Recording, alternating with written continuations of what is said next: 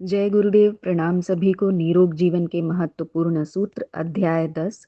Last topic में हमने पढ़ा था कि नशे का प्रयोग लोग थकान को कैसे दूर करने में करते हैं, लेकिन उससे कितना नुकसान होता है। आइए आज के टॉपिक की तरफ आगे बढ़ते हैं। नशीली दवाओं का बढ़ता प्रयोग। अमेरिका में मादक दवाओं के आदी हिप्पी और हिप्पियों से प्रभावित मादक दवाओं के आदी युवक युवतियों से पूछे गए प्रश्नों के उत्तर ऐसे होते हैं जिन्हें सुनकर हंसी छूटती है। यह वर्ग ऐसी हरकतें करता है जिन पर हंसी आने के साथ सहानुभूति भी पैदा होती है। सड़क पर चलते चलते नाचने लगना, कक्षाओं में पढ़ते पढ़ते कपड़े उतार कर नंगे हो जाना, नंग धड़ंग कॉलेज के बरामदों और शहर गांव की सड़कों पर दौड़ लगाना। ऐसा कौन सा काम बचा है जो उनकी विक्षिप्त मनः स्थिति और पागलपन का परिचय नहीं देता है। पश्चिम की उभरती यह नई पीढ़ी एकांगी भौतिक संपन्नता और संत्रस्त व्यस्त वातावरण की ही प्रतिक्रिया है। उसकी संपन्नता और समृद्धि उस शिखर पर पहुंच गई है कि उसके निवासी थोड़ा और कहने की प्रवृत्ति को खो देना चाहते हैं। उनकी इच्छाएं भौतिक आधार छोड़कर एक आध्यात्मिक आधार प्राप्त करना चाहती हैं। इस क्षुधा की पूर्ति के लिए जहाँ कहीं भी उपयुक्तता दिखाई देती है, वह उसी ओर आकृष्ट होने लगते हैं। हिप्पी आंदोलन इसी क्षुधा पूर्ति की एक तीव्र शोध वृत्ति का प्रतीक है। चूंकि क्षुधा पूर्ति का स्थायी आधार पश्चिम को अभी तक उपलब्ध नहीं हो सका, इसलिए व्यग्रता चरम परेशानी में परिणत हुई।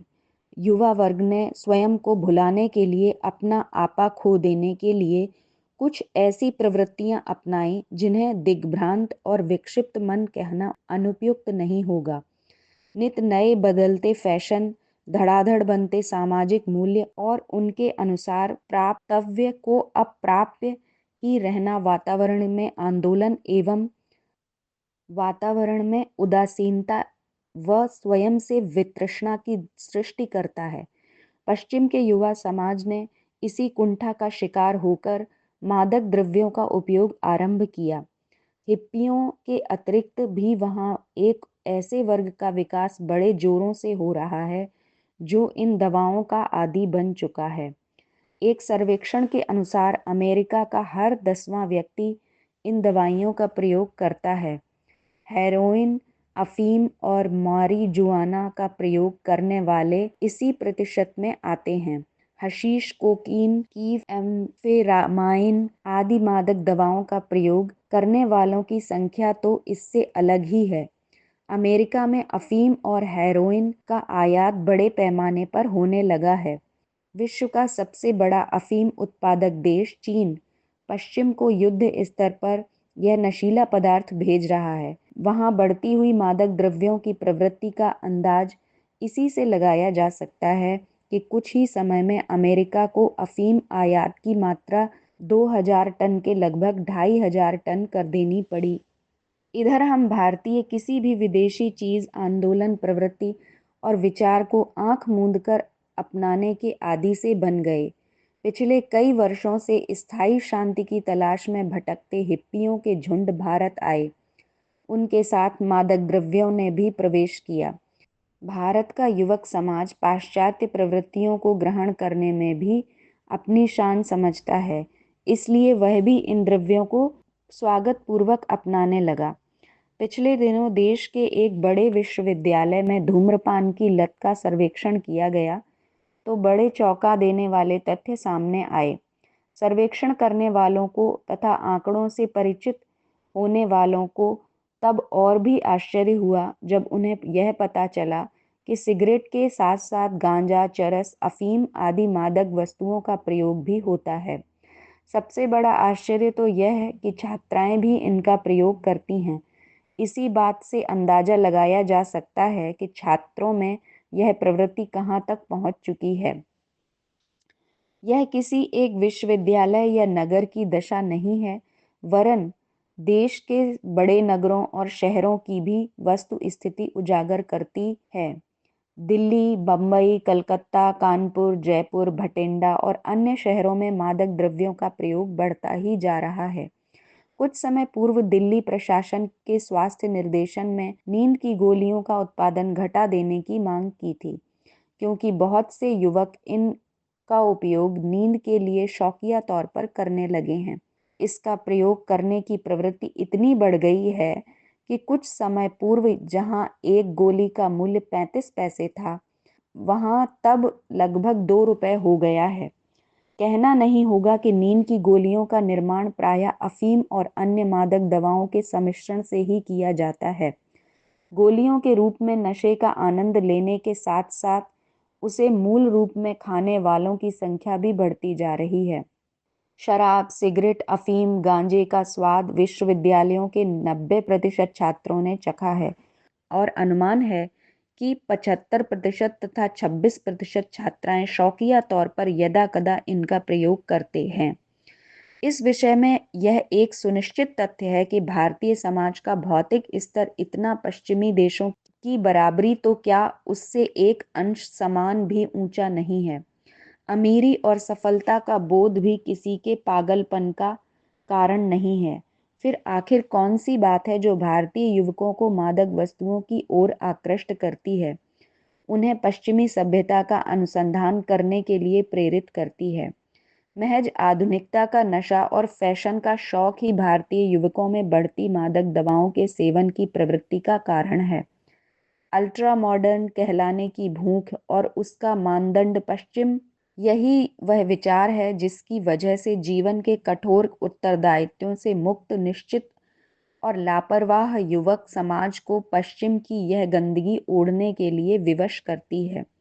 जो कुछ पाश्चात्य देशों में होता है वह सब उपयुक्त है, भले ही भारतीयता का संस्कार, वातावरण और हमारे समाज के लिए वह संगत या असंगत, इस प्रवृत्ति के लिए कुछ ऐसे कारणों और तत्वों को पूर्ण रूप से दोषी ठहराया गया है जो केवल मादक दवाओं के सेवन की बढ़ती आय से अपना स्वार्थ सिद्ध करने में लगे हैं।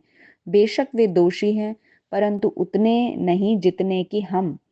इस रोग को फैलाने में कुछ विदेशी घृणित स्वार्थों का हाथ ही कहा जाता है। भारतीय युवकों के गले में यह आफत बांधकर वे लोग हमारी युवा शक्ति को कापुरुष और कायर बनाना चाहते हैं। लाखों रुपए की मार्फी, एलएसडी और अन्य घातक दवाइयां सुनियोजित ढंग से विश्वविद्यालय के युवक युवतियों तक पहुंचती हैं। विदेशी षड्यंत्र बड़ी सावधानी और व्यवस्थित पद्धति से युवकों तक ये दवाएं और नशीले पदार्थ पहुंचाते हैं।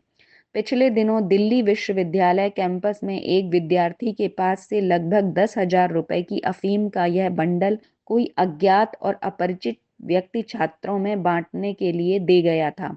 अफीम देने वाले व्यक्ति ने युवक को छूट इस बात की दे रखी थी कि किसी से प्राप्त होने वाली राशि को वह अपने पास रख सकता है। विदेशी कुचक्र का यह एक खतरनाक पहलू है, परंतु इसे चलने के लिए हम एकदम निर्दोष नहीं हैं। फैशन और अल्ट्रा मॉडर्न की अंधी दौड़ युवकों को कहाँ ले जाकर फेंकेगी, कुछ कहा नहीं जा सकता। यह प्रवृत्ति इसी प्रकार बढ़ती रही तो आश्चर्य नहीं करना चाहिए, जबकि भारत का युवा छात्र भी पश्चिमी देशों के समान सड़कों पर नंगे नाच, कपड़े उतारने और अश्लील उद्यम क्रियाओं को सार्वजनिक स्थानों पर करते देखे जाएं। विचार पूर्वक स्थिति का विश्लेषण करने पर पता चलेगा कि यह रोग समाज के तथाकथित समृद्ध और संपन्न परिवारों के युवकों से मध्यम वर्गीय और सामान्य स्तर के लोगों की ओर रिश्ता चला आ रहा है। सर्वप्रथम जिन लोगों ने मादक दवाओं के सेवन का अभ्यास डाला वे स्वयं को विशिष्ट और सभ्य सिद्ध करने के लिए आतुर रहे हैं। वैशिष्ट और सभ्यता के संबंध में उनकी धारणा पश्चिमी प्रवृत्तियों को अंधाधुंध अपनाए जाना ही है। सार्वजनिक रूप से कोई काम या परस्पर खुलेआम करने चलाने पर अन्य लोग भी स्वाभाविक उसका अनुकरण करते हैं। संपन्न और श्रेष्ठ परिवारों से यह छूत का रोग मध्यम वर्ग के युवकों में भी फैलता गया है। स्थिति न होते हुए भी बाह्य जीवन में स्वयं को प्रतिष्ठित जाहिर करने का मिथ्या अहम जो जनजीवन में घुसा हुआ है ना, अल्ट्रा मॉडर्निज्म और पश्चिमी आधुनिकता बनाम तथाकथित सभ्यता का बुखार जितनी शीघ्र हो सके तोड़ा जाना चाहिए।